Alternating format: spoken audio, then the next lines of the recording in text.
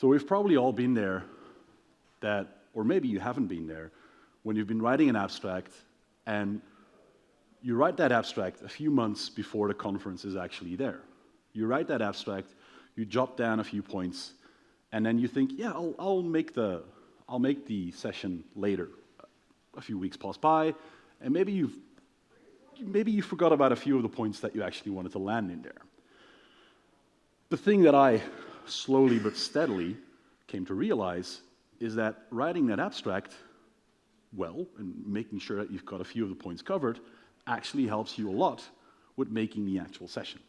So one thing I want to ask you, I see a few familiar faces in here. I see a lot of new faces as well. Which one of you is thinking about getting started with presenting? Excellent. Excellent. Many hands. Thank you so much for being here. Session abstract writing is a thing that I'm very passionate about. I can go on rants for hours about these things, but I only have 20 minutes, 19 minutes, so I have to keep it short. That said, my name is Benny de Jager. I come from Belgium, which is the country on the other side of the pond with many complexities, but also many lovely things like beer and chocolate and way too many governments. I work for Microsoft, which is not relevant right now because I'm here in my community person. I've got a bit of a split brain personality, which always helps. But I also help run a user group and a conference in that little bit of spare time that I still have left. It is about getting people together to talk about data and AI, to share passion and enthusiasm, to help people learn, to help people find new contacts, basically. If you want to find me afterwards, if you want to reach out to me, ask questions, either get a hold of me in the expo hall here. I'm not hard to miss in an expo hall. Or the other thing is, if you can spell my name, you will be able to find me. Usually, if you do the first part right, the first name, odds are likely that you're going to be able to find me. I'm also not a very big fan of pie charts. Let me just put that out there. But what I'm telling you today is actually mostly based on my own experiences. As I told you, I help run a user group in Belgium, I help run a conference, but I also help out here and there with other conferences, helping them select sessions. I've read many an abstract in my day already. I've seen certain trends, I've seen certain things. These things, some of these things resonate well with me, but they will not necessarily resonate well with everyone else. They're very subjective. The thing is, all organizations, all conference organizers, all other parties will always have their own form of subtleties. There is no silver bullet. Let's get that out of the way first. But before we start, why do you want to present?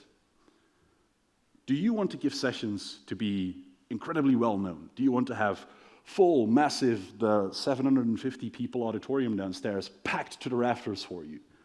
Or do you want to present because you're really passionate about that one forgotten thing in SSIS that no one seems to remember, but you're really passionate about it and you think that people should know about it? The thing, what you need to remember is, whatever your reason is, whatever works for you is valid. If it drives you, if it gives you passion, go for it. The next question, when will you be pleased? If you have your session, if you've delivered your session, when will you be pleased? And it's not about setting hard-coded KPIs or OKRs. For instance, for me, I'm happy if I can get one person come up to me afterwards and say, "Thank you so much, I learned a new thing." Then I'm happy. That's why I present these things. If I can get two, I'm even more happy. But that's what drives me. What drives you is what you need to figure out for yourself. But then, are you writing that session abstract to get the right people in? Do you want to get as many people in? Or are you writing the abstract to keep the wrong people out? Well, it is a fair question, because most of us, a few of you raised your hand saying that you think about starting to present. Most of us step into this presenting thing for the long run. We want to do a few of these presentations, not just the one-off. And while it can be very tempting to just write a very vague shotgun approach to everyone, get as many people in there, if you've done your presentation and you've not delivered on the expectations of those folks, maybe they're not going to come back. Returning people, returning attendees, is a good thing. Because they're going to be aware of what you've done, they're going to talk about you to some other people, and over time, that name, that who you are, is going to grow. Which is, for me personally, better. I realized from the very beginning that if I put in a session about writing session abstracts, I'm going for a very niche topic. I know. I could do other sessions where I get 100 people in the session, probably. That doesn't matter. This is the one that I'm passionate about, and this is the one that I want to talk about. So that's what you need to remember too. And then, where are you actually applying to speak? Is it, for instance, a fully in-person conference, and you, for whatever valid reason, can only present remote? Or is this a session that says, we want to do 10-minute lightning talks, and you submit your 2-hour deep dive session on SQL Server internals? Or is it a session that, for instance, says, we want to get new speakers only, and you're presenting with your 10 years of presentations, and you still submit that session? Do some research. Look into the call for speakers or the website of that organization. Look into some of the specifics that they've got outlined. And as usual, if in doubt, talk to people. Reach out to some of the organizers. Maybe do some research on who presented there last year. Ask some questions. What was the conference like? What was the look and feel? What was the vibe? Whatever. Ask some questions. Get that insight. Try to identify for yourself what are the things that they expect. And then, if we get to the actual session abstract, why do we bother writing these abstracts? Why not just do a session and throw in a very flashy title and write a session abstract of to do? Maybe it sticks. Maybe I get selected, and I haven't had to put in any work. Well, the reality is, you put in session abstracts for 3 different parties. Number one is you. You write the abstracts for yourself. You define what you want to discuss in that session. You lay out the topics that you actually want to see covered. You scope it as it be. You need to sell your session to yourself. And that's the most important one, because you are the person that will have to present it. You're also pitching the session to the organizers, because most likely they've got some image in their head of who their target audience is. What are the types of people that are attending? And if you can explain well who this session is for and what you're trying to cover, it helps them actually assess if it's the right fit for them. Is it always 100% accurate? No. No. Sometimes, there's also a luck factor involved. The third party is attendees. While I'm not going to say that everyone reads abstracts, there are people that actually read through that small bit of text and look, well, this may be a good session for me. And if you have an outline of what you'll discuss, what they need to have as prerequisites in there, it probably may help you get the right people in and keep the wrong people out. Because if people read the abstract and say, oh yeah, but I know all of these things, I'm not going to follow the session. Or say, I know all of these things, but I may get a fresh perspective. It sets the expectations of whoever's wanders in. But people don't read. That's the unfortunate reality. Not everyone reads abstracts, which is perfectly fine. But those that do, you can actually help them and help you help them. But before you write the abstract, 4 things you need to define. Who's the audience? Who do you think should attend your session? That means, is it a certain type of developers or analysts, or is it business representatives? Who needs to attend your session? Who would you love to see in front of you? For myself, I had the audience of people that want to start presenting, or maybe a few seasoned presenters that I'm seeing here that want to just pick my brain or watch whatever my perspective is. And it looks like it's quite okay. Maybe there's someone in here thinking, what the heck, this isn't DAX internals? That's perfectly fine. That's the one person that hasn't read an abstract or a title. And then this is the one where so many discussions can arise. The level, the complexity. Thank you, most conferences stick with a level 1, 2, 3, 4, 500 system. But the definition of 100 and 500 is not always the same with many conferences. That's where I need you to jump back to the research part. Do they have something where they explain what the levels of complexity or the session level is for them? Not everyone does this. I actually don't think that we do this, Olivier. We need to check. But it is something that is genuinely helpful. And what is an introductory session for some can be an expert level session for others. It's not always accurate. But if you submit like a 400 expert mind-melting blowing session and you submit that as an introductory session, then maybe might not be the right thing, because there's going to be people in that session that think, yeah, no, this is not the right one for me. Do you have any prerequisites? Do people actually need to know about some topic before they walk into your session? Do they need to have working knowledge of SQL, for instance? Again, not everyone is going to read it, but it is useful to put it in there. And what are these session objectives? When that session is done, what will you have covered? And what do you hope that people will have learned? Some things that are pretty good to define before you actually start writing the session. And then typically, these days, a lot of the organizations, they standardize on a tool called Sessionize. As a speaker, as an organizer, I love it. It makes things a lot easier than other things that were used before. And it standardizes on a fairly common structure. And these are the ones that I'm going to cover. The title, typically you stick around to a one-sentence thing that is getting used in the schedule. The abstract, or the body some people call it, it's the synopsis of your session, the summary. The notes are private to you and the organizing committee. And then your bio is information about yourself, who you are. What are some portfolio links, for instance? But the title, my personal preference, is it should be short, sweet, and fantastic. Or short, sweet, fantastic, whatever floats your boat. But this is my bias, because I've had way too many issues with people that submit 30-word lengthy titles and get that to fit in a program leaflet or in an agenda on a schedule page. It's just my bias that's showing up. But it's the same thing when attendees look at your session title and like, yeah, no, that's too long. I'm not going there. Is there an ideal length? I typically say around 10. I did the math. This one is 11, so I'm actually over the 10 limit myself.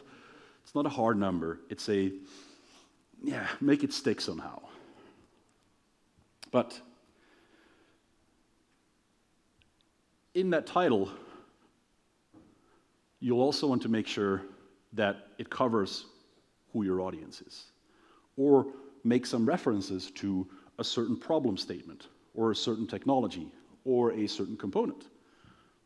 If you're going to talk about, let's say, Azure Data Factory, and you're talking about shooting for the moon without anything else in there, people that don't read any abstracts, they're not going to be hella confused about what you're actually going to cover. And there's a balance to be found here.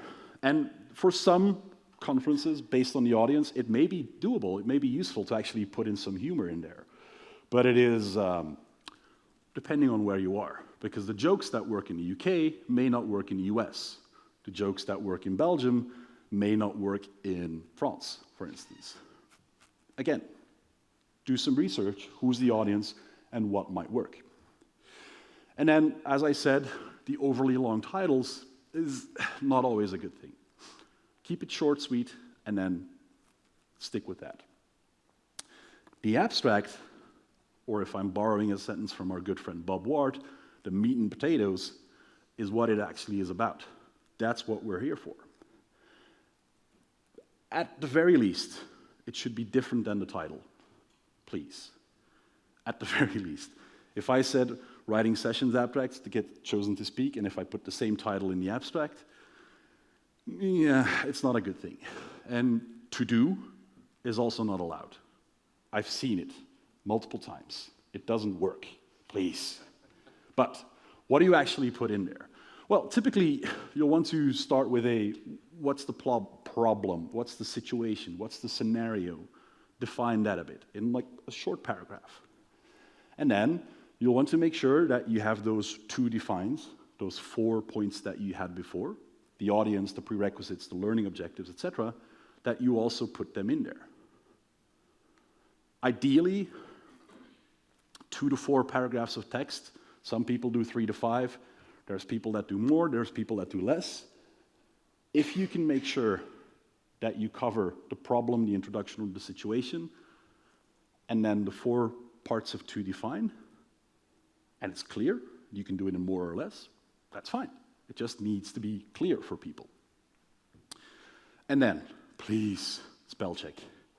Please. It's a quick action you can do. Spell checking, many different tools do that these days. I mean, I probably think you can run it through ChatGPT and ask for a spell check. Probably. Though it's a quick action on your behalf that saves you a lot of, well, issues afterwards. And then the notes.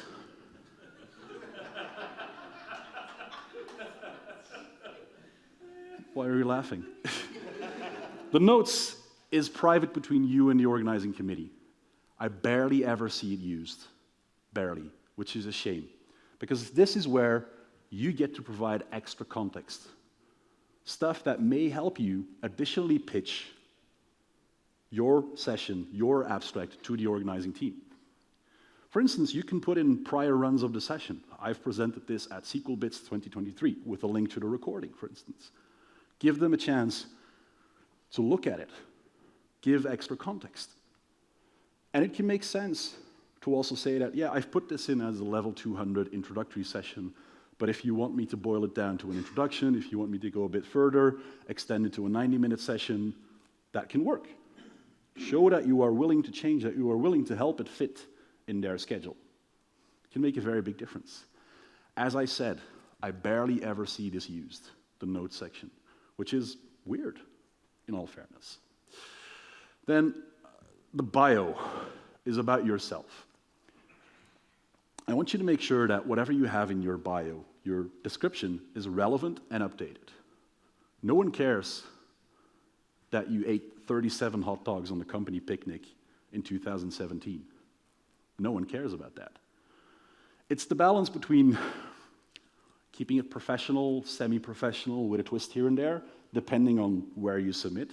If it's a lighthearted conference where it's all a bit more breezy, all relax, put in some jokes in there, by all means. But if it's a very serious academic research institution conference, that might not going to go down well. So keep it professional and keep it at the level that you'd expect for that conference. But also, make sure that you've got some links in there to whatever you have. Is it your LinkedIn profile where you post about the latest releases for Python? Is it your Sessionize profile with other sessions? Is it your GitHub repo with whatever you've been doing for open source contributions? If those organizers want to know more about you, help them. Easily help them find whatever context is there for you. And then, what's the photo you're using? Is it the aftermath of the Christmas party in 2018, or is it that very formal headshot that you had to take for whatever graduate job you took 5 years ago? It needs to be somewhat up to date. Depending on where you submit, it can be formal, semi-professional, but it needs to be you. That having said, it needs to be you is also very important. Make sure that it's a photo of yourself and not of your dog, for instance. I've seen it. It just popped in my head. But the key thing I want to mention here as well is the bio needs to be in the bio, not in the actual session abstract. That's one thing to keep in mind too. But before you actually send the thing, press F1, get some help. Get people to look at the abstract you've written. Ask your partner, your spouse, your mom, your daughter, whatever, someone that doesn't know anything about you do, and have them answer, who should attend the session? What are the prereqs? What should they already have done, or what should they know? what will they have learned, thank you, and why should they attend the session. But also, reach out to people, other speakers, organizers, colleagues, people that may have that input for you. Talk to them, get their input, and have them provide honest feedback. It's no use getting the hype squad to say, yeah, this is great. Get honest feedback. People that can provide you with feedback that will help you. That said, I'm at time. If you have any questions, I'll probably sneak in one more question real quick. If not, find me outside, find me in the expo hall, send me a message. The reference is in the slide deck. If you can provide me with feedback, that would be excellent. The slides themselves, I'll provide them to the organization. You can also find them on github.com/Benny de Jager, and then go down the path of presentations, etc. You'll find it. If you have questions, please do ask them now. If not, thank you so much for being here. I hope it was useful for you, and then let's talk.